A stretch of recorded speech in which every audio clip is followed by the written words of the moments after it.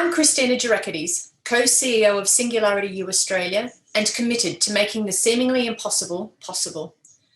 Singularity U Australia stands at the intersection of the values of humanity with the value of technology. Inspired for Impact, the podcast, is a place where we have conversations with inspirational entrepreneurs, community leaders, and representatives of organisations who are boldly creating a future by design. The good, the bad, the warts, and the inspiration. We are leading the way to be the change we want to see in the world.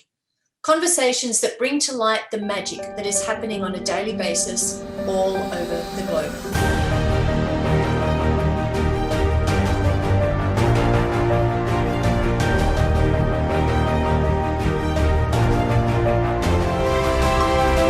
And it's our absolute pleasure to have as our guest today on Inspired for Impact, Jude Ella. Jude, welcome to the podcast. Hello, thank you for having me. And Jude is founder, producer of the Atlas of Consciousness. It's a multimedia organisation for the new age. Jude, before we get into your 5 points of inspiration, inspiration for impact, how did you come about this development in your life? Well, I've been a filmmaker for 13 years, and I basically got to this point where I felt like I had achieved my first dream of working with my favorite artists, making incredible music videos. And I went through a spiritual awakening that happened through a psychosis, actually. And on the other side, as I healed, I started to get all these insights in the form of podcasts, books, and videos to share a new world, just a completely new way of doing things. So I actually found that energy transformed of the psychosis became the biggest creativity I've ever lived, really. So it's come out of transforming psychosis, actually. So I know some of those words that you used are the 5 points that we're going to cover in this podcast. Definitely. So let's start with your story. So sure. Who is Jude Ella? Who is Jude Ella? So as I was saying, I am and have been a filmmaker for most of my adult life. And I've had the opportunity to work with incredible artists and big companies over many years, and was prompted through this awakening experience into creating my own company that was going to share ideas on a much deeper level. My background is half Filipino and I'm half Caucasian. And I went to the Philippines and I saw that so much of my family lived in poverty, and the country as well. And I just wanted to contribute something so much deeper. So the Atlas of Consciousness is this contribution to show us a completely new way of doing things.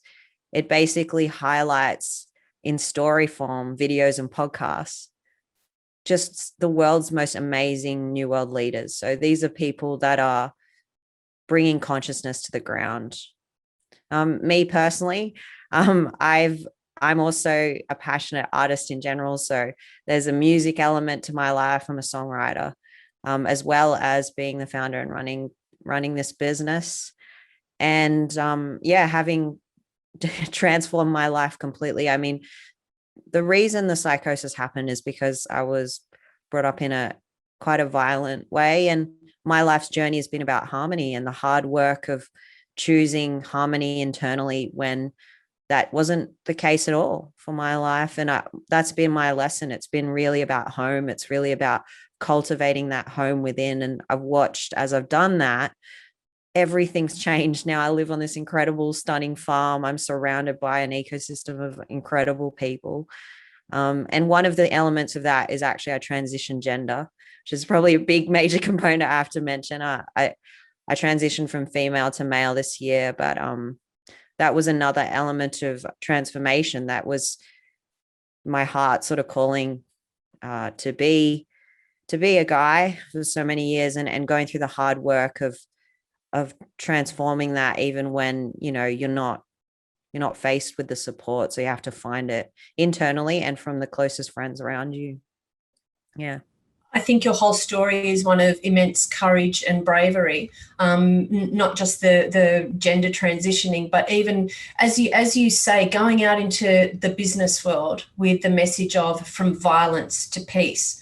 That takes a lot of courage. Violence to peace is something that I am very much aligned with and very much in support of what you do with. And I know that takes a whole lot of bravery and courage. So give us a little bit of a background on that violence to peace. I know that you've said it comes from your life experience, but how has it turned into a business venture for you? Yes. Well, the violent component. So, without going into too much detail, there was violence in my upbringing, and that's been my challenge. And I was raised, I think, on a very violent belief system too.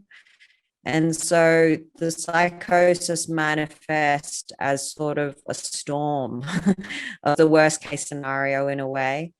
Really, my worst fears coming up. And it was a manifestation, I believe, of the unsafety I felt from having a lifetime of sort of unsafety. The hard work has been healing that and has been changing and transforming that within. And how did that create a business? I felt like the business is kind of what's healed me and cured me, because what started happening on the other side of the psychosis was I felt completely drawn to going to Toastmasters. And every week I'd have to write a speech. And I found that each of these speeches were about my emotions, and they pushed me to see my emotions totally differently. And that those speeches became a book. I was taught to see fear as a landscape and to be curious about it and not be consumed by it. I was taught that love is an ecosystem, and as you focus on each moment of love, it only grows. And I was taught that in every emotion there is a greater purpose. And that became the first book to contribute to the Atlas. And the business actually came to me, like it came in a dream. I had moved to the Blue Mountains to heal, basically. And I had this dream come to me that said, I saw this multi-dimensional book, and my friend and collaborator handed it to me and said, "This is what you're creating. It's called the Atlas of Consciousness." Yeah. And I looked it up, the URL, and it was available. So I bought it on the spot, and it's just had to come to me in a way. I was having insights on the other side of letting go of these fears. And I had my first client come to me that wanted to make a video with her. And that began the video component of the business, where that was really because I was stepping out into I guess the coaching space and getting working on coaching, and I was going to events and things like that.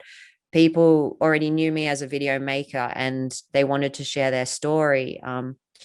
And yeah, so over many years that became sort of the foundational element. And organically, I just kept having, as I was growing, these ideas for podcasts. So then the Atlas Emotion Series podcast started, and I found that was my coaching, because every month I'd receive a new podcast idea and it would teach me how to live. For example, there was one called Prosperity. So every lesson I learned on how to feel prosperity in myself was then communicated in the podcast. So the company became a driving force for me it was coaching me. It was pulling me forward. Every time I met a new leader to work with on their videos, they had a lesson to teach me. It wasn't just me making videos with them. We did a video with a boy who had Down syndrome, and I believe he was there to teach me joy. We did a video with a man who is he is the most profound person I've ever met in my life. And he was dying from motor neurons disease. And he showed me how to face death. Like I've never seen anyone go through that, because he was shining, and he chose to shine even though he was in his last few years of his life. So the company's kind of organically moved forward as I've grown personally, giving me new ideas, bringing me new people. And as I have been sharing the videos, they've gone viral, and that's just led to more people connecting with me. And that's how it's grown, out of my own transformation of, the heavy stuff. It's very much like the universe gives you what you're ready for and presents to you all the things that you call in. So you mentioned earlier that you were taught a few things, taught a whole lot of things, and we're taught lessons our whole entire life. Was that from one particular sage mentor, or is that, as you say, from all those people that you met, or a combination of both? So when I was coming out of the psychosis, the first thing that came to me was actually headspace to begin meditating. And oh my God, I haven't missed a day since then. And my whole life has changed because of meditation. And The Power of Now was by Eckhart Tolle, was the first book that came in and absolutely just made complete sense of the insanity I was living. And I talk about that time in the Blue Mountains where I was healing. I just had this bookshelf of every amazing spiritual author I'd come across. So that was Eckhart Tolle. I read the Motivation Manifesto. I came across Bentina Massaro. I consumed and devoured Abraham Hicks. And actually Bashar, the channel, was the first that brought clarity to my experience. So there were years where I was just I had all the tabs, across the top on the way. I was just tabbed every Abraham Hicks video and I just constantly watched them. And then it organically grew because I found that I had learned those fundamentals. Also Neil Donald Walsh, Conversations with God. I learned those fundamentals and I felt a very organic shift to that started to translate into my life, where I started to meet coaches who they weren't teaching the fundamentals. They were teaching how to live, how to live from that mindset, and how you transform your everyday life and whatever's happening in your everyday life. So I met my coach at the time, Giselle, and then I met the next coach, and his name was Jason Snadden, and he worked with abundance activation. So it was very much what's on the ground after you've integrated that knowledge.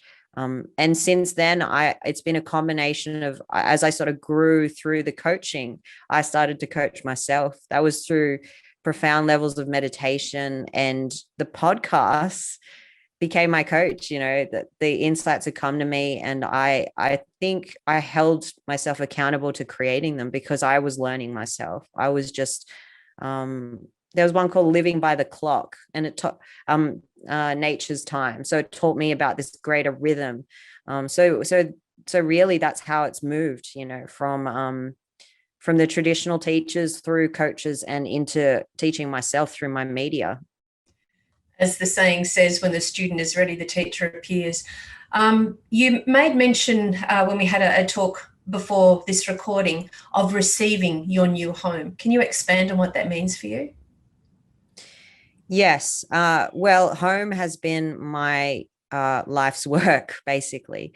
And you receive your external home of your dreams when you're inside already in that place, which is the hard work when you haven't been born into that.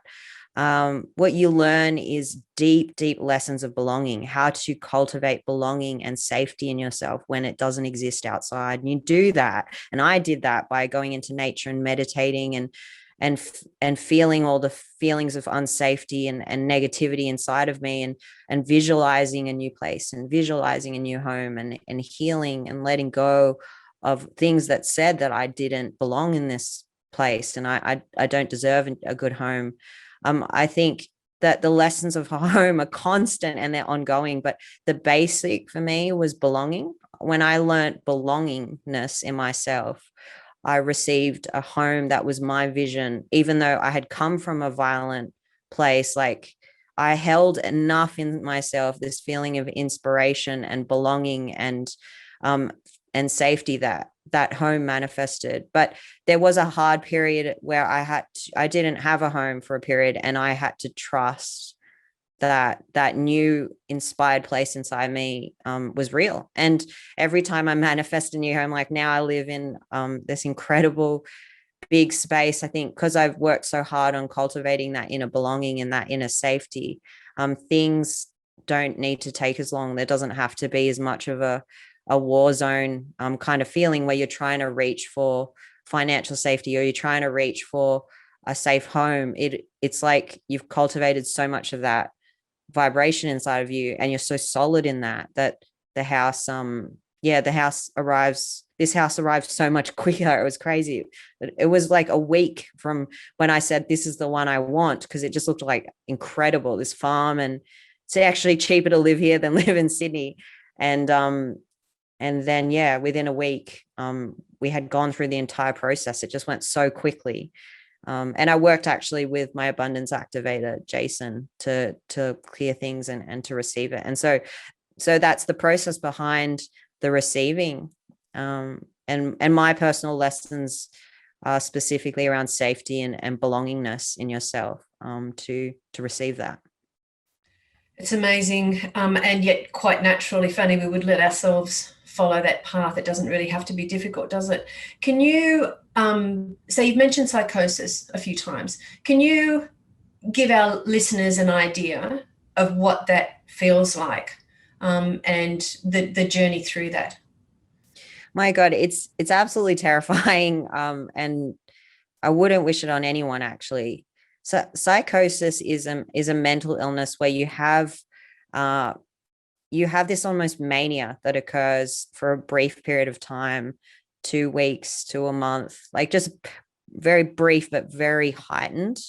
And in my experience, sort of my worst fears, being religious, came forward, and I had these like constant feelings in my body of being punished and being tortured, and even playing that out in a way, and then having to like run to safety, basically. Like I'd run to the church and try and get answers, and it was this back and forth of feeling deeply unsafe and afraid, to having to try and look to things outside of me for safety.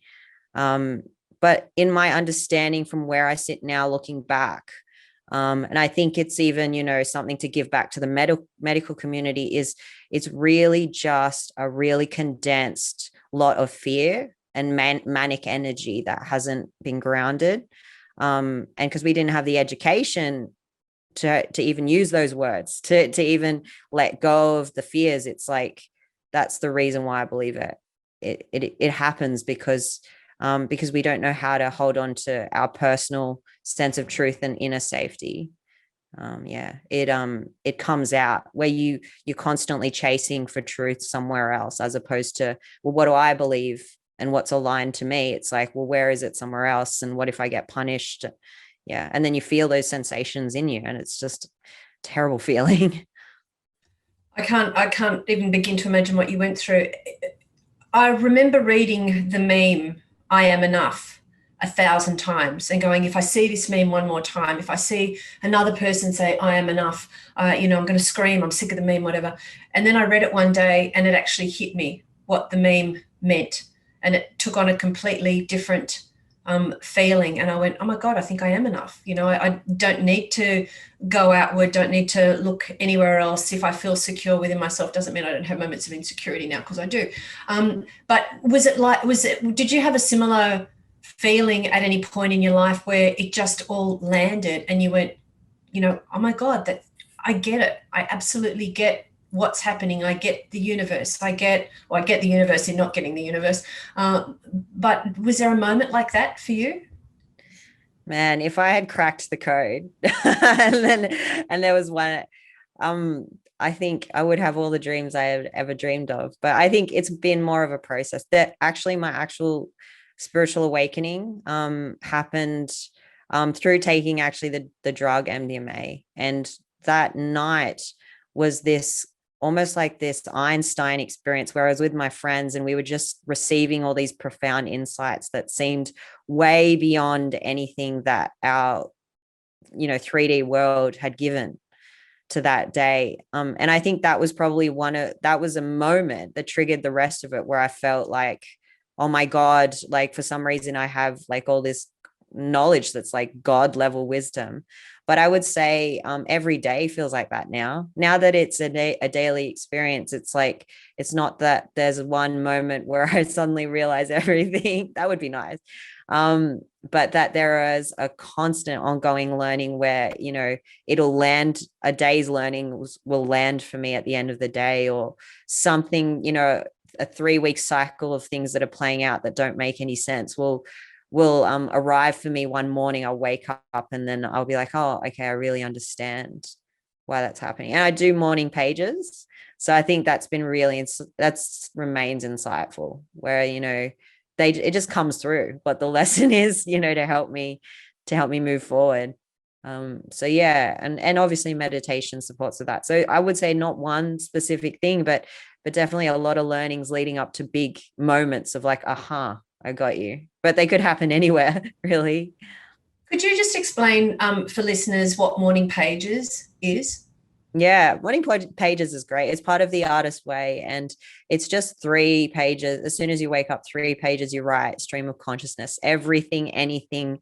As the author talks about it, she says it can sometimes sound a little whiny, and I say it generally does, but the cool thing is it's about letting the tap flow. So you let go of all that heavy stuff, and actually always underneath that is this experience of feeling connected, and you know, that connection to your deepest self that says, well, this is what you're here to learn, or this is how you can grow.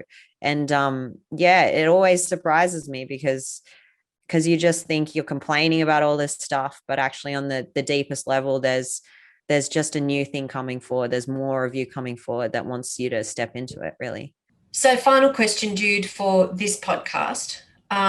New World Mecca. How does that align with Atlas of Consciousness, the terminology? Where did it come from? Can you expand on that for our listeners? Yeah, in the spirit of my life, I woke up from a dream and I had this phrase that I have to create the Atlas of Consciousness as a New World Mecca. So what that means is, already to this date, the Atlas has been going for 4 years. We've made tons of podcasts, tons of videos sharing these New World ideas, sharing how to ground consciousness and build a new planet from that place.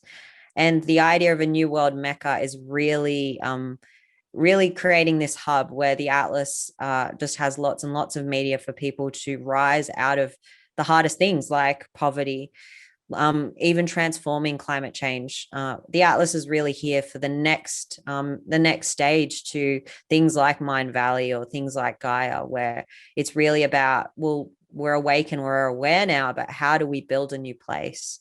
And how do we do it together? And that's what the New World Mecca idea is.